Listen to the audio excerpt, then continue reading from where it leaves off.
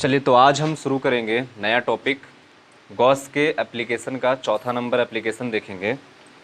अभी तक हमने पढ़ा है पहला नंबर में अनंत विस्तार के लंबे तार के कारण विद्युत क्षेत्र की तीव्रता क्या होता है। सेकंड नंबर में पढ़े थे प्लेन शीट के कारण क्या होता है। और थर्ड नंबर में हम लोग पढ़े हैं गोलीय चालक के कारण क्या होता है। गोलीय चालक के अंदर कहाँ पे कितना इलेक्ट्रिक फील्ड होगा, गोलीय चालक के बाहरी बिंदु पर कितना होगा और गोलीय चालक के सतह पे कितना होगा, है ना। और उम्मीद करते हैं कि तीनों आप अच्छे से समझ चुके होंगे। अगर आपको कहीं पे समझने में दिक्कत या समस्या होती है तो आप कमेंट बॉक्स में ज़रूर बता सकते हैं। और वैसे आप लोग का पढ़ाई लिखाई ठीक चल रहा होगा क्योंकि कमेंट तो करते नहीं है ना। तो उम्मीद यही करेंगे कि आप पढ़ रहे हैं, अच्छे से पढ़ रहे हैं। और जो अच्छे से नहीं पढ़ रहे हैं वो इतना खुश होने की ज़रूरत नहीं है। चलिए तो आज हम देखेंगे तीसरा नंबर एप्लीकेशन जो है इसका, वो है कि हम गॉस के परिमेय का उपयोग करके क्या कूलॉम के नियम को फाइंड कर सकते हैं।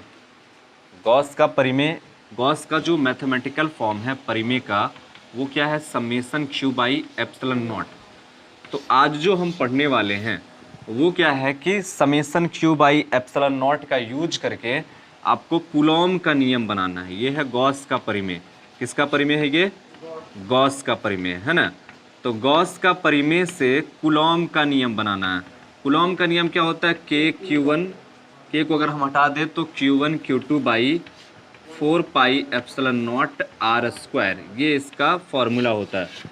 तो आपको ये चीज़ यूज करके ऐसा बनाना है, मतलब एक ऐसा मशीन आपको बनाना है जिसमें आप इनपुट ये डालोगे और आउटपुट क्या निकलने वाला है, Q1 Q2 by 4 pi epsilon nought r square, है ना। जैसे गेहूँ पिसवाने वाला मशीन में होता है ना, गेहूँ डालते हैं तो आटा मिलता है। और भी ऐसे बहुत सारे गन्ना वाला में ना, गन्ना डालते हैं तो जूस मिलता है उसका। तो वैसे ही आज मेरे पास एक मशीन होगा। मशीन के हम अपने मैथमेटिकल फॉर्म से, अपने कंसेप्ट से हम ऐसा इनपुट डालेंगे और ये आउटपुट आने वाला है। तो आप अच्छे से ध्यान से पढ़िए, है ना। और वीडियो को जितना हो सके शेयर, लाइक और सब्सक्राइब जरूर कीजिए। जब तक आप 1000 सब्सक्राइब पूरा नहीं कीजिएगा लाइव आ नहीं सकते हैं। और हमको पता है कि आप कितना पढ़ रहे हैं।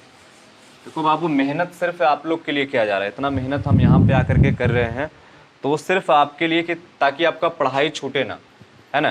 नहीं तो हम भी घर में आराम से बैठे रहते, कोई दिक्कत नहीं था। तो यहाँ पे इसलिए कि ताकि आपका पढ़ाई कंटिन्यू रहे, बाद में आपका कोचिंग खुले तो फिर ये ना हो कि आपको पता ही नहीं चले कि अच्छा फिजिक्स भी आप ही का सब्जेक्ट था, है ना। तो ये हाल नहीं होना चाहिए। तो इसलिए आप एकदम कंटिन्यू रखिए। ज़्यादा आधा घंटा का वीडियो रहता है, आधा घंटा टाइम निकालिए किसी भी टाइम में, डाउनलोड करके रख लीजिए, है ना, वीडियो देख लीजिए। अच्छा, कुछ बच्चे का ये भी आदत देख रहे हैं कि 2 मिनट देखते हैं वीडियो या फिर 2 सेकंड और कमेंट में लिख देंगे ना नाइस सर, तो ताकि सर को लगे ना कि मतलब वीडियो लड़का देख रहा है ना या लड़की देख रही है। तो ऐसा नहीं करना है आपको। आप नाइस सर नहीं भी लिखेगा तो काम चल जाएगा। आप अच्छे से पढ़िए, मन लगा के पढ़िए, बस यही मेरे लिए काफ़ी है ना। तो टाइम पास कर किए हुए चलते देखते हैं हम लोग। तो क्या निकालना है गॉस के परिमेय से। हम लोग ऐसा ही हेडिंग लगाते हैं, गॉस के परिमेय से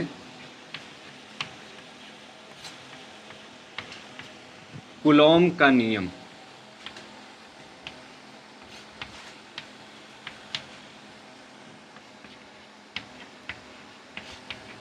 का निष्कर्षण। तो गॉस के परिमेय का उपयोग करके हम क्या निकालेंगे? कूलॉम का नियम निकालेंगे। अच्छा, कहीं पे ये भी दिया गया है गॉस के परिमेय के जगह पे इस तरह से है कि बिंदुवत आवेश के कारण विद्युत क्षेत्र की तीव्रता और कूलॉम के नियम का निष्कर्षण। यानी गॉस के परिमेय का उपयोग करके पहले तो आप बिंदुवत आवेश के कारण विद्युत क्षेत्र की तीव्रता बनाइए और फिर उससे आप कूलॉम के नियम निकाल लीजिए। अच्छा, बिंदुवत आवेश के कारण विद्युत क्षेत्र की तीव्रता क्या होता है? तो एक बार हम फिर से याद दिला देते हैं कि बिंदुवत आवेश, जैसे ये Q है और इसके कारण R दूरी पर कोई पॉइंट P पर इलेक्ट्रिक फील्ड का मान कितना होगा? KQ बटा R, KQ by R square होता है ना। KQ बाई क्या होता है? R square. तो ये इसका फॉर्मूला होता है। तो गॉस के परिमेय से हम ये भी बना सकते हैं और कूलॉम का नियम जो अभी हम बता रहे थे KQ1 Q2 by R square, वो भी बना सकते हैं। तो देखते हैं दोनों कैसे बनेगा। तो हम इसको हटा देते हैं। तो दोनों को बनाने के लिए, बिंदुवत आवेश का फॉर्मूला निकालने के लिए सबसे पहले तो हम एक बिंदुवत आवेश लेंगे, क्योंकि बिंदुवत आवेश के कारण विद्युत क्षेत्र बनाना है। तो आवेश भी कैसा होना चाहिए मेरे पास? पॉइंट चार्ज होना चाहिए, है ना। तो पूरा का पूरा आप सिस्टम को समझिएगा कि मान लो कि मेरे पास एक पॉइंट चार्ज है जो कि ओ, बिंदु ओ पे रखा हुआ, कहाँ पे रखा हुआ है, बिंदु ओ पे, है ना। पॉइंट चार्ज एक प्लस क्यू बिंदु आवेश है जो कहाँ पे रखा हुआ है, बिंदु ओ पे रखा हुआ है। और इसके कारण, इस चार्ज के कारण आर दूरी पर एक पॉइंट पी है जिस पे हमको विद्युत क्षेत्र की तीव्रता ज्ञात करनी है। अच्छा, विद्युत क्षेत्र की तीव्रता हम लोग कूलॉम के नियम से पहले बना चुके हैं। ये जो KQ/R² आया था फॉर्मूला, वो किसके नियम से था, कूलॉम के नियम से। अब हम गॉस के परिमेय से भी बना सकते हैं, है ना। मतलब समझ में आ रहा है ना आपको कि जो काम हमने कूलॉम के नियम से किया था वही काम हम गॉस के परिमेय से भी कर सकते हैं, और एकदम उससे आसान तरीके से कर सकते हैं। अच्छा, गॉस के परिमेय से हम कूलॉम का नियम भी निकाल सकते हैं। कूलॉम को भी गॉस ने छोड़ा, है ना, उसको भी एकदम अपने अंडर में ले लिया। अच्छा, तुम क्या चीज हो, हम तुमको भी देख लेंगे, है ना। कूलॉम का भी नियम को गॉस के परिमेय से निकाल सकते हैं। तो हम लोग को क्या निकालना है, बिंदु क्यू के कारण, सॉरी, बिंदुवत आवेश क्यू के कारण बिंदु पी पर विद्युत क्षेत्र की तीव्रता। तो बिंदु पी पे विद्युत क्षेत्र की तीव्रता ज्ञात करने के लिए गॉस का प्रमेय अगर अप्लाई करेंगे तो हम लोग को पता है कि गॉस का प्रमेय किस पे लागू होता है, केवल बंद सतह पे लागू होता है। किस पे लागू होता है, बंद सतह पे। तो हम क्या करेंगे कि इस प्लस क्यू के चारों ओर एक बंद सतह की कल्पना कर लेते हैं, और वो बंद सतह को मान लेते हैं कि ये जो O से R दूरी पे निकालना है ना, तो R त्रिज्या का ही एक गोला बना लेंगे हम, तो ज्यादा आसान हो जाएगा। ये R त्रिज्या का हमने एक गोला बना लिया। आप लोग गोल गोल बनाइएगा।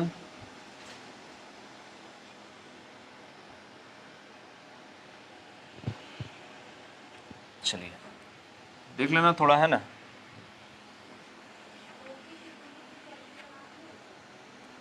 ले सकते हैं दूरी R ले सकते हैं, कैपिटल R ले सकते हैं, उससे कोई फर्क नहीं पड़ता।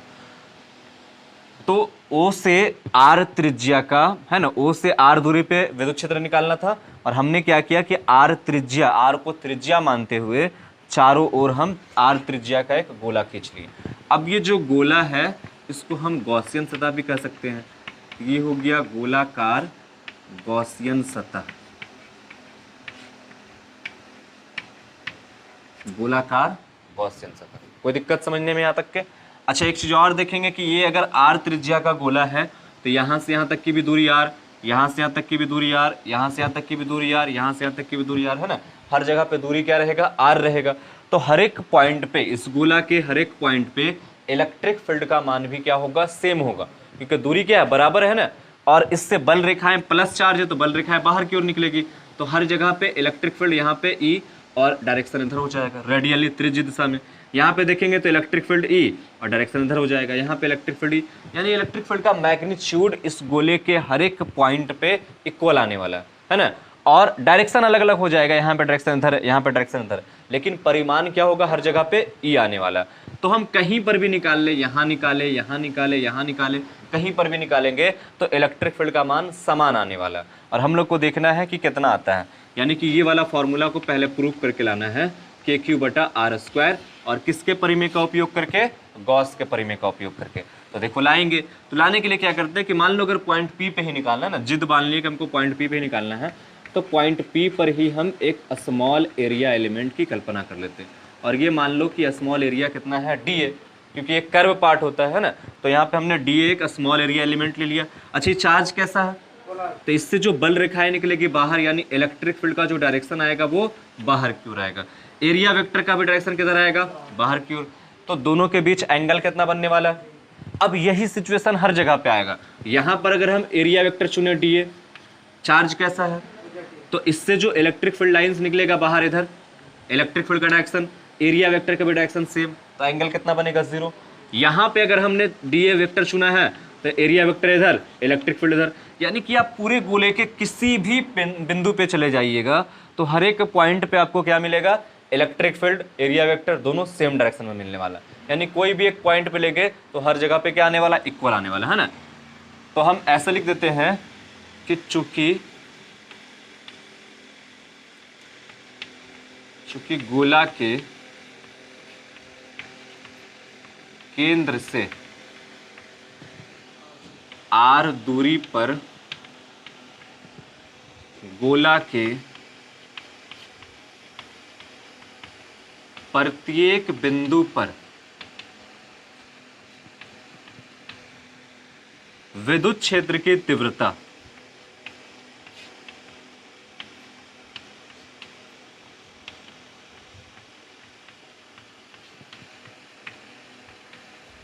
समान होगी, है ना। विद्युत क्षेत्र की तीव्रता क्या रहेगा, समान रहेगा, है ना। तो अब हम लोग क्या करते हैं कि विद्युत क्षेत्र निकालने के लिए हम पहले फ्लक्स निकालेंगे, क्योंकि गॉस का परिमेय अप्लाई करेंगे, है ना। आगे लिखते हैं कि गोला से होकर गुजरने वाला टोटल फ्लक्स, तो टोटल फ्लक्स कितना हो जाएगा। तो हम लोग को पता है line integral d phi E बराबर क्या होता है, ई डॉट डी, और यही किसके बराबर होता है, A D A cos theta के बराबर होता है ना। और देख रहे हैं कि थीटा हर एक पॉइंट पे क्या मिलने वाला है हमको, 0 डिग्री मिलने वाला। थीटा कितना मिलने वाला है, 0 डिग्री, है ना। हर जगह पे देख रहे थे ना, इलेक्ट्रिक फील्ड इधर, एरिया वेक्टर इधर, दोनों सेम डायरेक्शन में जा रहा, तो एंगल क्या बनेगा, 0। यहाँ पर भी देखेंगे सेम, यानी कि हर एक पॉइंट पे जाके देखेंगे तो इलेक्ट्रिक फील्ड और एरिया वेक्टर क्या है, सेम डायरेक्शन में, तो एंगल कितना हो जाएगा, 0। तो चूंकि थीटा बराबर मिल गया क्या, 0 डिग्री, डी फाई ई का इंटीग्रेशन क्या आ जाएगा, फाई ई हो जाएगा। तो फाई ई बराबर ई डॉट डी ए, यानी E D A cos, E D A cos 0 degree, है ना। अब इसी को देखेंगे तो कॉस 0 का मान क्या होता है, 1, तो बच गया ई डी ए। ई तो कांस्टेंट है, अभी बता रहे थे कि हर जगह पे तीव्रता क्या होगा, समान होगा, तो ई बाहर निकल जाएगा, तो अंदर में क्या बचा, कई दिनों से चलता आ रहा है ना, रटा गया होगा अब तक, डी ए। डी ए का मतलब क्या है, एरिया। फाई ई बराबर आ गया ई इंटू एरिया, तो एरिया किसका हो जाएगा, तो पूरे गोला का, और पूरे गोला का एरिया क्या होता है, 4 पाई आर स्क्वायर, यानी कि 4 पाई आर स्क्वायर। ये एक इक्वेशन आ गया। ये तो डेफिनेशन से निकाले हम लोग फ्लक्स, दो तरीका से आपको बताए होंगे वीडियो में ना। पिछले क्लास में बताया जा रहा था ना कि हम लोग फ्लक्स कितने तरीका से निकालते हैं, दो तरीका से, एक डेफिनेशन से, दूसरा गॉस के परिमेय से। तो अभी हमने डेफिनेशन से निकाला है, फिर गॉस के परिमेय से निकालेंगे, फिर दोनों इक्वेशन को क्या करेंगे, हम कंपेयर कर लेंगे, है ना। कंपेयर कर लेंगे तो क्या हो जाएगा, इलेक्ट्रिक फील्ड फाइंड हो जाएगा, जो भी हमारा रिजल्ट है वो फाइंड हो जाएगा। तो हम अब गॉस के परिमेय से निकालेंगे, तो गॉस के परिमेय से, तो गॉस के परिमेय से देखेंगे तो फाई ई बराबर क्या होता है, क्यू बाई एप्सिलॉन नॉट, है ना, टोटल क्यू। तो देख रहे हैं इस गोला के अंदर टोटल कितना आवेश है, तो सिर्फ यही क्यू है, तो क्यू बाई एप्सिलॉन नॉट हो जाएगा। ये क्या हो गया, इक्वेशन सेकंड, और फर्स्ट और सेकंड दोनों को कंपेयर कर लेंगे, समीकरण फर्स्ट तथा सेकंड से। तो जब दोनों को कंपेयर करेंगे तो क्या हो जाएगा, इधर आएगा E dot 4 pi r square, और इधर आ जाएगा q by epsilon nought. E निकालना है ना, 4 पाई आर स्क्वायर को उधर भेज देंगे, तो देयरफॉर ई बराबर 4 पाई आर स्क्वायर, गुना में इधर आएगा तो क्या हो जाएगा, भाग में, ऊपर क्या बचा, क्यू, नीचे आ गया 4 pi epsilon nought r square. तो देखो मशीन काम करने लगा ना। हमने क्या अप्लाई किया, क्यू बाई एप्सिलॉन नॉट, क्या अप्लाई किया, फ्लक्स, और क्या निकल के मिल आ गया, q by 4 pi epsilon nought r square. ये बिंदुवत आवेश के कारण विद्युत क्षेत्र की तीव्रता होता है, यही फॉर्मूला होता है ना। लेकिन अभी हमको यहीं तक के नहीं रुकना, आगे क्या निकालना है, कूलॉम का नियम भी निकालना है। तो खैर इतना तो हो गया, है ना। अब कॉन्फिडेंस बढ़ गया ना कि अच्छा ये निकल गया तो कूलॉम का नियम भी निकल सकता है। तो चलिए पहले आप इसको नोट डाउन कर लीजिए, अच्छे से समझ समझ के लिखना है ना, अपने से बनाना है। चलिए तो हम लोग बिंदुवत आवेश के कारण इलेक्ट्रिक फील्ड देख चुके हैं, कितना आया, ई बराबर q by 4 pi epsilon nought r square, है ना। अब हम लोग को कूलॉम का नियम निकालना है, कूलॉम का नियम। तो कूलॉम का नियम पता है हम लोगों को कि ये बल नियम है ना, विद्युत बल का नियम है। कूलॉम का नियम किसका नियम है, विद्युत बल का नियम, जिसमें दो आवेशों के बीच लगने वाले बल के बारे में, या फिर बल का परिमाण कितना होगा, ये हम कूलॉम के नियम से फाइंड आउट करते हैं। तो अभी देखें इलेक्ट्रिक फील्ड हमको मिला q by 4 pi epsilon nought r square. अब हमको इलेक्ट्रिक फील्ड से बल निकालना है, तो बल निकालने के लिए हमको कोई दूसरा चार्ज भी तो चाहिए ना, तब तो टेस्ट कर पाएंगे कि बल कितना लग रहा है, नहीं लग रहा है ना। ऐसा हम अगर बिजली के तार में बिजली है कि नहीं है, ये पता करने के लिए हम टोस्टर लगाते हैं, एमीटर लगाते हैं कि कितना करंट सप्लाई हो रहा। अब अगर हमको बोला गया कि हाथ से पकड़ के या हाथ बिना कुछ लगाए हुए चेक करना, तो जब तक हम पकड़ेंगे नहीं तो पता कैसे चलेगा, और जब हम पकड़ेंगे तो फोर्स लगेगा, झटका लगेगा, है ना। तो वैसे ही यहाँ पे इस गोले के सतह पे यानी कि पॉइंट P पर कितना ये इलेक्ट्रिक फील्ड बना रहा है, कितना यहाँ पे फोर्स लगेगा, ये फोर्स पता करने के लिए हम लोगों को एक परीक्षण आवेश की आवश्यकता पड़ेगी। तो मान लेते हैं कि परीक्षण आवेश गोले के सतह पे है और वो परीक्षण आवेश कितना है, Q0। जब तक कोई दूसरा आवेश नहीं आएगा तब तक बल कैसे निकलेगा, अकेले तो बल निकल नहीं सकता, है ना। कोई दूसरा आएगा, उसको पता चलेगा, फील होगा, है ना, कि कितना बल लगने वाला है, तब पता चलेगा। ऐसा आप तुम लोग घर में जाके मत कर लेना बिजली के तार पकड़ के फील करने के लिए, है ना। तो Q0 आवेश पे देखेंगे कितना बल लग रहा। तो लिखेंगे इस तरह से कि मान ले कि गोले के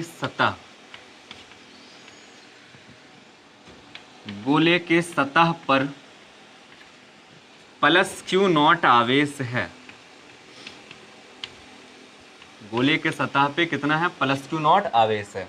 तब लगने वाला बल, तब इस आवेश पर लगने वाला बल,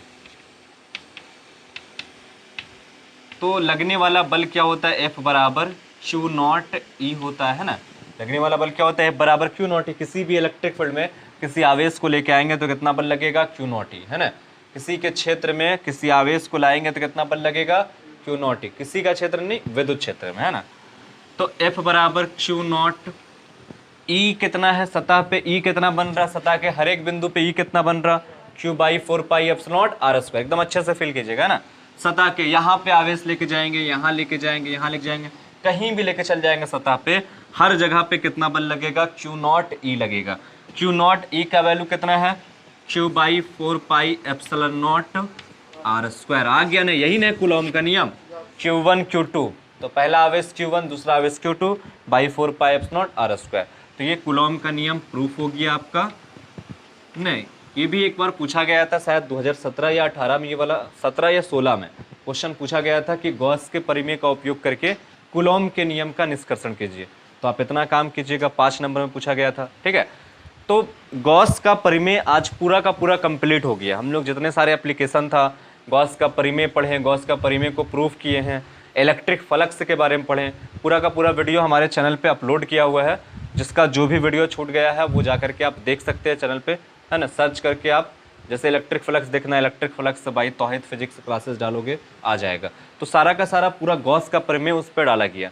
और गॉस का परिमेय बोर्ड एग्जाम के पॉइंट ऑफ व्यू से देखा जाए तो कुछ ज़्यादा ही इंपॉर्टेंट है ना। इससे अगर पूछा जाता है अभी क्वेश्चन तो 5 नंबर में क्वेश्चन पूछा जाता है, और 5 नंबर बहुत है ना।